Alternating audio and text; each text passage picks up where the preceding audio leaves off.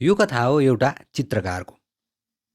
चित्रकार जसले सधैँ चित्र बनाउने गर्छ उसको सधैँ कामै त्यही होइन। त्यस्तै चित्र बनाउने क्रममा बनाउँदै जाँदा एक दिन उसले एउटा निकै राम्रो चित्र बनाउँछ। एउटा यस्तो चित्र जसमा उसको विचारमा कुनै खोट छैन, एकदम आजसम्म बनाएकोमा मास्टरपिस उसको। त्यो चित्र बनाइसकेपछि उसले त्यो चित्रलाई चाहिँ एउटा चोकमा लिएर जान्छ र चोकमा लिएर गएर राख्छ र त्यसको मुनि लेखिदिन्छ, यदि हजुरहरूले कतै गल्ती देख्नुभयो भने त्यसमा चाहिँ अलिकति निशान लगाइदिनुहोस् एउटा भनेर नोट एउटा लेखिदिन्छ र ऊ जान्छ। दिनभरि आफ्नो काम गर्छ होइन, त्यो चित्र त्यहीँ छ। बेलुका जब ऊ आफूले पेन्टिङ जुन राखेको त्यो पेन्टिङ राखेको ठाउँमा पुग्छ नि, त्यो पेन्टिङ राखेको ठाउँमा हेर्छ, त्यो चित्रमा चाहिँ जताततै केरमेट जताततै निशान लागेको छ।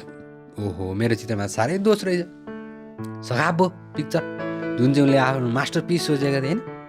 त्यसपछि त्यो चित्र बोकेर आफ्नो एउटा साथीको भयो, ऊ पनि पेन्टर।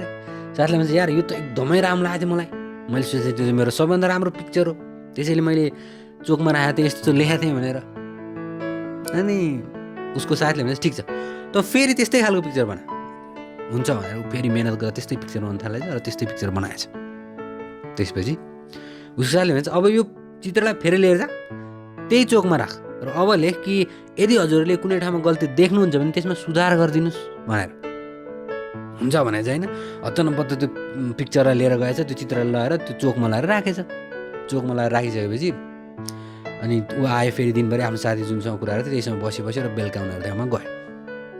बेलुका गएर हेर्छ केही पनि छैन, कसैले केही निशान लाएको छैन। कथाको सार चाहिँ यो हो कि संसारमा दोष देखाउने गल्ती देखाउने थुप्रै हुन्छ। पहिला जब उसले कहाँ चाहिँ नराम्रो लाग्छ त्यसमा चिन्ह लानिस् भन्दाखेरि त्यो चित्र पुरै भत्ताभुङ्गा बिग्रेको थियो, जताततै मार्क लगाइदिएर होइन, सबै जान्ने भएर। तर जब उसले यो भन्यो कि कहीँ गल्ती छ भने त्यसलाई सुधार गरिदिनुहोस् भन्दाखेरि त्यहाँ कसैले हात लागेको थिएन। मान्छेहरू नि तपाईँले जुनै काम गर्नुभयो तपाईँलाई लाग्छ धेरै राम्रो भयो भनेर लाग्छ होइन, अनि तपाईँ त्यो काममा अब मेरो यो राम्रो भनेर सोचिरहला, अर्को एउटा प्याच ए यो चाहिँ भएन, ए यो चाहिँ गरायो भने त्यो यो चाहिँ तपाईँको जीवनमा सबभन्दा ठुलो अवरोध हो। मान्छेहरूको कुरालाई इग्नोर गर्ने बानी गर्नुहोस्। यदि जीवनमा सफल हुनु छ, खुसी हुनु छ भने नि मान्छेहरूको 1000 थरीको कुरा सुन्न छोड्नुहोस् के।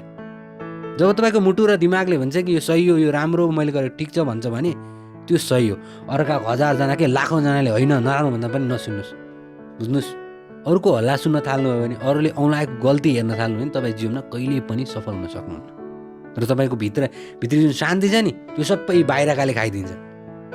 यिनीहरूको कुरा यताबाट सुन्ने यताबाट उड्ने गर्नुहोस् र आफ्नो कुरामा आफ्नो काममा फोकस गर्नुहोस्।